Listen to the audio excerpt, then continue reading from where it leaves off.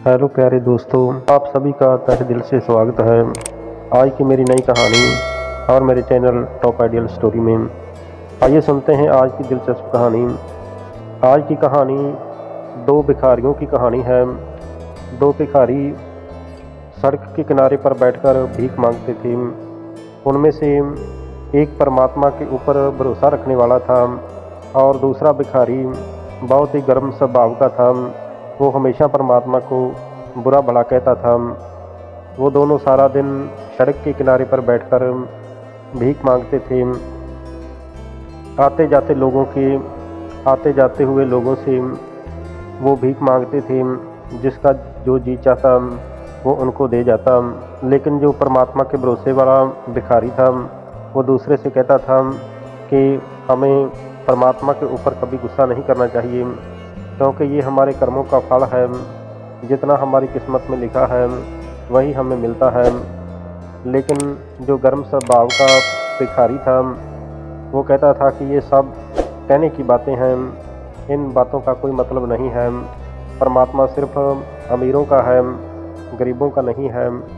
गरीब दिन ब दिन गरीब होते जा रहे हैं और अमीर दिन ब दिन अमीर हो रहे हैं। वो हमारा कोई ख्याल नहीं करता। तो इसी तरह ही वो दोनों बातें करते रहते।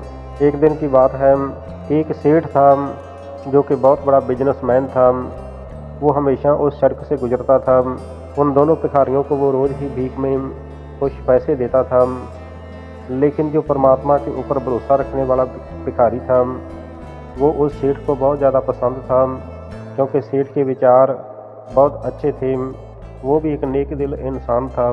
तो एक दिन सेठ वहाँ से गुजरा और उस सेठ ने 2-2 रुपए दोनों भिखारियों को भीख में दिए और फिर उनका हाल चाल पूछने लगा। तो सेठ ने कहा कि आप लोगों को कोई तकलीफ़ तो नहीं है। तो जो परमात्मा के भरोसे वाला भिखारी था वो कहने लगा कि नहीं सेठ साहब, कोई तकलीफ़ नहीं, भगवान की दया से सब कुछ कुशल मंगल है। तो वो गर्म मिजाज वाला जो भिखारी था वो कहने लगा कि कहाँ कुशल मंगल है, उस परमात्मा ने हमें नरक भोगने के लिए ये धरती पर भेजा है, हम बहुत दुखी हैं। तो सेठ सोचने लगा, दोनों एक ही सड़क के किनारे पर बैठकर भीख मांगते हैं, लेकिन इन दोनों के स्वभाव में कितना फ़र्क है।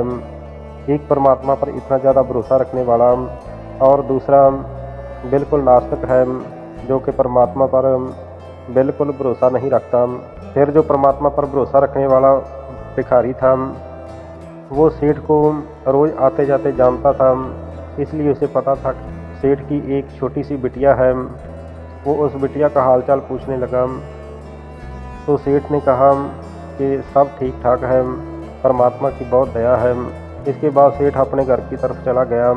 जो भगवान के ऊपर भरोसा रखने वाला भिखारी था वो दूसरे से कहने लगा कि तुम सेठ को बुरा भला मत बोला करो, क्योंकि ये हमेशा हमारी मदद करता है।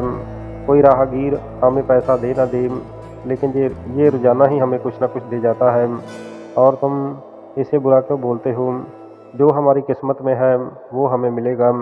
वो दूसरा भिखारी फिर बुरा भला कहने लगा। तो ऐसे ही कुछ समय गुजरा।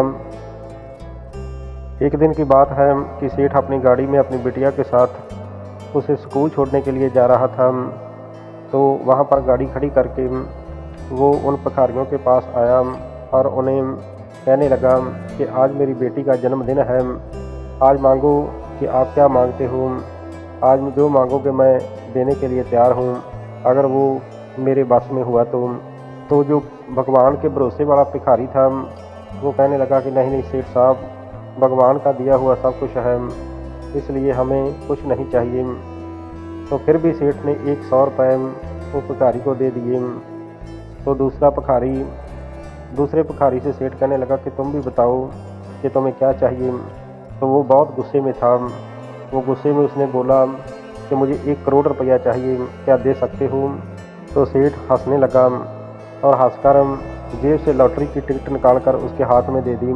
कहने लगा कि ये लो करोड़ रुपए, अगर तुम्हारी किस्मत में हुए तो तुम्हें मिल जाएंगे। तो वो लॉटरी की टिकट देकर सेठ अपनी बेटी के साथ गाड़ी में बैठकर चला गया। तो सेठ के जाने के बाद वो जो नेक दिल भिखारी था वो दूसरे को कहने लगा कि ये तुम अपनी टिकट संभाल कर रखो, परमात्मा को मंजूर हुआ तो ज़रूर ही आप करोड़पति बन जाओगे। लेकिन वो भिखारी गुस्से में कहने लगा कि ये सब बकवास बातें हैं, ऐसे कौन करोड़पति बनता है। सेठ पैसा तो दे नहीं पाया और ये कागज़ का टुकड़ा मेरे हाथ में धमाकर चला गया। तो वो भिखारी कहने लगा कि नहीं नहीं, ऐसे नेक इंसानों को ऐसे नहीं बोलते, परमात्मा पर भरोसा रखो।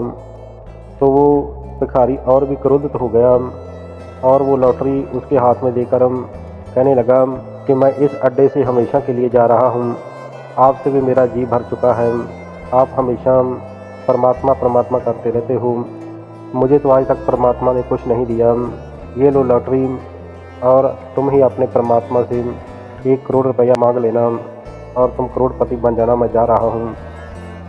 उस दूसरे भिखारी ने उसे रोकने की बहुत कोशिश की, लेकिन वो नहीं माना और चला गया।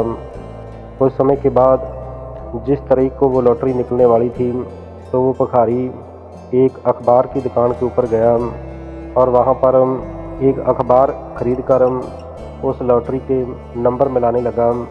तो वो देखकर हैरान रह गया कि वो नंबर सेम थे, उसकी लॉटरी लग चुकी थी, करोड़ रुपए की लॉटरी लग गई। लेकिन वो सोचने लगा कि ये लॉटरी तो मेरी नहीं है, ये तो मेरे दूसरे भाई की है जो मेरे साथ भीख मांगता था, और अब मैं उसे कहाँ ढूंढूं, पता नहीं वो कहाँ चला गया है। उसने बहुत कोशिश की उसे ढूंढने की, लेकिन वो नहीं मिला। तो आखिरकार उसने एक बहुत बड़ा रेस्टोरेंट तैयार किया जो कि उसी के नाम पर उसने बनवाया, जो गुस्से वाला भिखारी था, और उस रेस्टोरेंट को वो चलाने लगा और उसे भी ढूंढने की कोशिश करता रहा।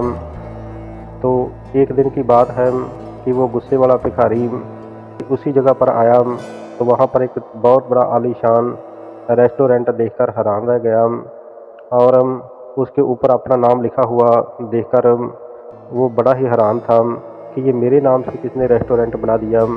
जब वो अंदर जाने लगा तो पहरेदार ने उसे रोक दिया। उसी वक्त गाड़ी में बैठकर उसका वो दूसरा भिखारी दोस्त आ गया जो कि परमात्मा के भरोसे वाला था।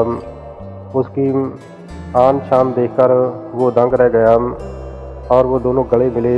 उसने कहा कि मैं दुनिया में तुम्हें ढूंढ ढूंढ के थक गया हूँ, लेकिन तुम कहाँ चले गए थे।